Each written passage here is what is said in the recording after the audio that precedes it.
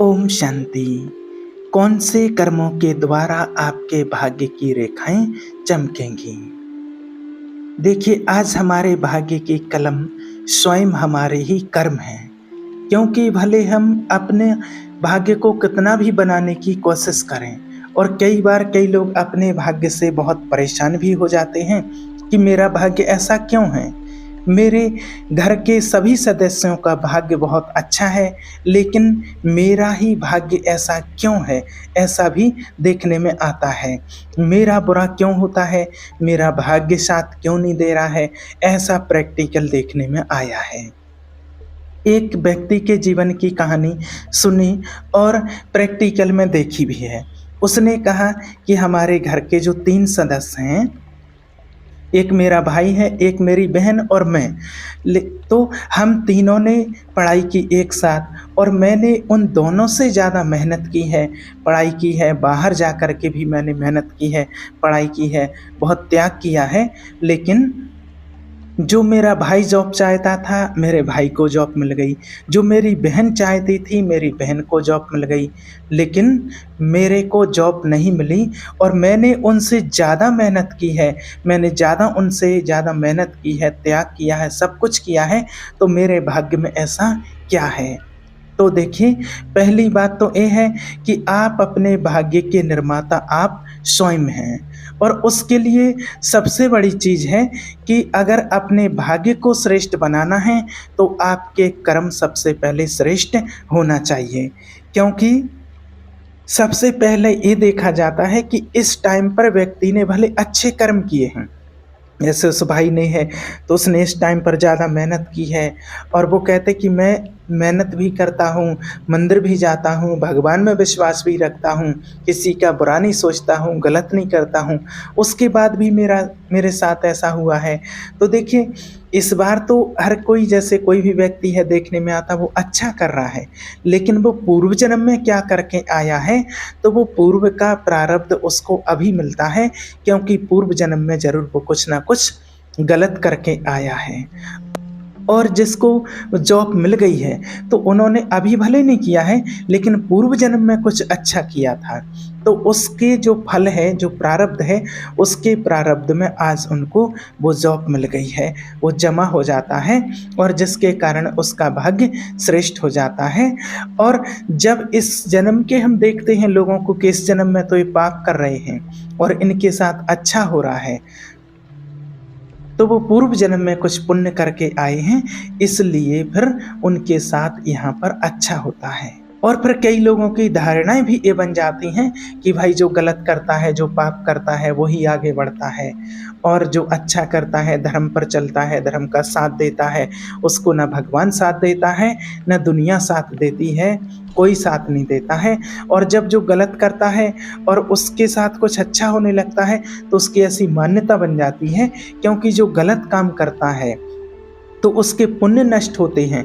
तो उसके जब पुण्य नष्ट होते हैं, तो जो पूर्व के जो उसके पुण्य हैं, वो भी वहाँ पर उसका आना एकदम से शुरू होते हैं, और उसको कुछ अच्छी प्रालब्धियाँ प्राप्त होती हैं। तो वो भी समझता है कि अब मेरा कुछ कोई बिगाड़ नहीं सकता है, और वो गलत काम और करता हुआ चला जाता है। लेकिन ऐसा नहीं होता है, उसके पूर्व के जो पुण्य हैं वो नष्ट हो रहे हैं, अभी वो साथ दे रहे हैं। तो हम जो पूर्व जन्म में पुण्य कर्म करके आते हैं, वो हमें इस जन्म में भाग्य के रूप में हमें मिलते हैं। और देखिए, आप परेशान ना हो, जिसके साथ अगर कुछ ऐसा हो रहा है कि भाग्य साथ नहीं दे रहा है, तो आप परेशान ना हो। भाग्य भले लेट उज्ज्वल हो, लेकिन होता ज़रूर है। इसलिए अपने भाग्य को कोसने से अच्छा है कि आप अपने कर्मों पर विशेष अटेंशन दें। क्योंकि विशेष आप जब भी अपने भाग्य को श्रेष्ठ बनाएंगे, तो उसके लिए आपको अपने कर्मों को श्रेष्ठ बनाना होगा। क्योंकि जब आपके कर्म श्रेष्ठ बनेंगे, तो आपका भाग्य श्रेष्ठ बनेगा। और आपने देखे जीवन में जो भी कर्म किए हैं या जो भी कर्म करते हैं, तो उसका जुड़ाव आपके भाग्य के साथ होता है। आज आपने देखा होगा, आज कितने नित्य नियम करते हैं, इसीलिए कि हमारा भाग्य अच्छा रहे, हमारे परिवार वालों का भाग्य अच्छा रहे, हमारे आसपास के लोगों का और हमारे घर का माहौल अच्छा रहे।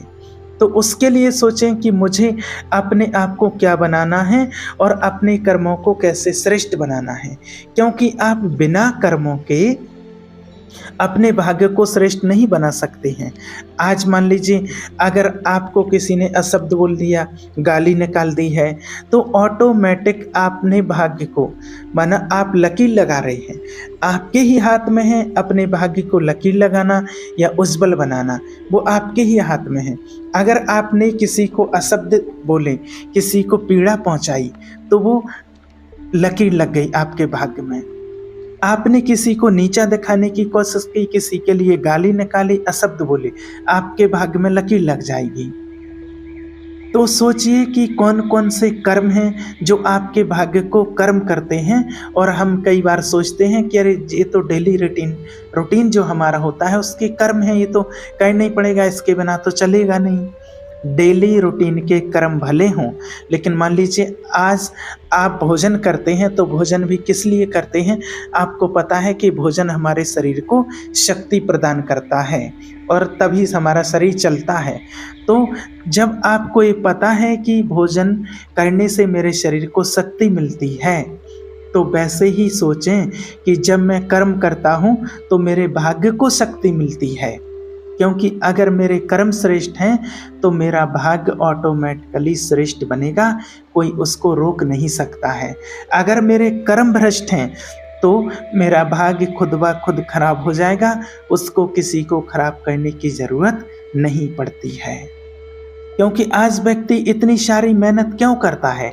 अपने भाग्य के लिए, क्योंकि भाग्य को बनाने के लिए बहुत मेहनत करनी पड़ती है।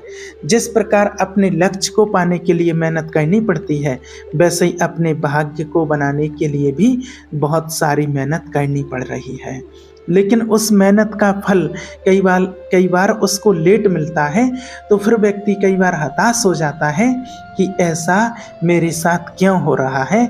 आप हमेशा याद रखें कि आपको अगर श्रेष्ठ कर्म करने हैं तो उसके लिए पहले आपको अपने श्रेष्ठ कर्मों के चयन होने चाहिए कि आप कौन से कर्म कर रहे हैं। हम किसी को गाली गलौज तो नहीं कर रहे हैं, ये तो गलत कर्म है, तो इससे हमारा भाग्य भी गलत बनता है। क्योंकि आज आप जिस प्रकार अपनी लाइफ से परेशान हो जाता है, अपने भाग्य से परेशान होने लगता है और फिर दूसरा रास्ता वो अपनाने लगता है, कहीं जीवघात करने का, कहीं अपने आप को कष्ट देने का, अपने आप को पीड़ा पहुंचाने का, खुद को चोट पहुंचाएगा। तो आप सोचिए, इसका मतलब ये है कि हम अपने भाग्य से तो नहीं लड़े, अपने कर्मों से भी नहीं हम लड़े, लेकिन अपनी तकदीर को हमने ये सोचा कि इससे हम फेल हो गए हैं। तो आप ये सोचें, सबसे पहले आप अपने कर्मों को श्रेष्ठ रखें, ऊंचा रखें। अपने कर्मों को ऊपर रखेंगे तो आपका भाग्य अपने आप ऊंचा और श्रेष्ठ बनेगा। और जब दोनों चीज़ें आप अटेंशन के साथ करेंगे, आपका कर्म भी श्रेष्ठ, आपका भाग्य भी श्रेष्ठ। तो फिर आप ये चीज़ ध्यान रखें कि जब आप कोई कर्म करते हैं, आप ये सोचें कि इस कर्म से, मेरे इस कर्म से किसी आत्मा को दुख तो नहीं हो रहा है। क्योंकि अगर मान लो आपने जो कर्म किया है तो आपने तो उस कर्म से खुशी फील की, आपको तो उससे खुशी मिली। सपोज मैंने कोई भी ऐसा कार्य किया है जिसके कार्य करने से मुझे खुशी मिली, लेकिन सामने वाले को उसी कर्म से दुख मिला, सामने वाले को दर्द मिला, पीड़ा मिली, चिंता मिली, तो कहीं ना कहीं वो आत्मा जब वो संकल्प क्रिएट करेगी तो वो आपके पास वो संकल्प आएंगे, जो आपने उसको दिया है वो आपके पास लौट करके आएगा, फिर आपके घर के अंदर वो दर्द वाला माहौल क्रिएट कर देगी। और हम कोशिश यही करते हैं कि हमारे घर का माहौल शांत हो, घर का माहौल शुद्ध हो, प्योर हो, पवित्र हो। तो उसके लिए हमें कुछ भी ज़्यादा करने की ज़रूरत नहीं है। हमें सबसे पहले अपने कर्मों पर अटेंशन रखना है कि मेरे कर्म कैसे हैं। मान लो अगर मैं किसी को गाली दे करके आती, डांट करके आते, अशब्द बोल करके आते, तो हम तो बोल करके खुश हो गए हैं, लेकिन सामने वाले को बहुत पीड़ा हुई है, बहुत दर्द हुआ है उस गाली से, वो दर्द में चला गया है, तो उसका जितना भी दर्द होगा, जितना भी नेगेटिविटी होगी, वो आपके घर के माहौल को और आपको एक कलह कलेश के माहौल में बदल देगी। और हम ये कोई भी नहीं चाहते हैं कि अपने घर में कलह क्लेश का माहौल पैदा करें। इसीलिए जब भी आपके मन से या आपकी वाचा से कोई ऐसे बोल निकलते हैं ऐस या आप ऐसा कोई भी कार्य करते हैं जिससे आप तो संतुष्ट हो जाते हैं, लेकिन सामने वाला उस चीज़ से संतुष्ट नहीं है, तो ऑटोमेटिकली कहीं न कहीं वो विकर्म बन जाता है। अब आप सोच रहे होंगे कि इसको चेकिंग कैसे करें?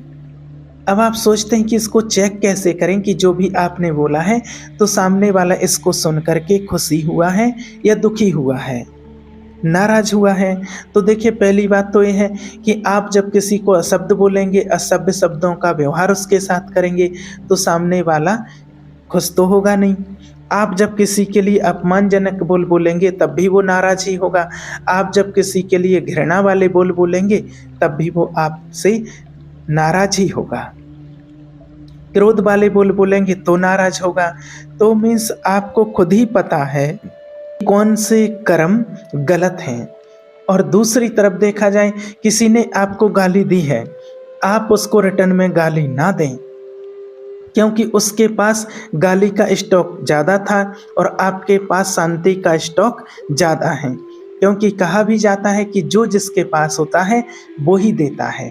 तो आपके पास जो चीज़ है वो आप उसको देंगे और उसके पास जो चीज़ है वो आपको देगा। देखिए एक जगह एक टेबल पर 2 टंकी सेम रखी रहती हैं, एक पानी की टंकी है, एक दूध की टंकी है। तो आप पानी की टंकी का नल खोलेंगे तो उसमें से क्या निकलेगा? पानी। और दूध की टंकी का नल खोलेंगे तो उसमें से क्या निकलेगा? दूध। तो जिसके पास जो होता है वो ही देता है।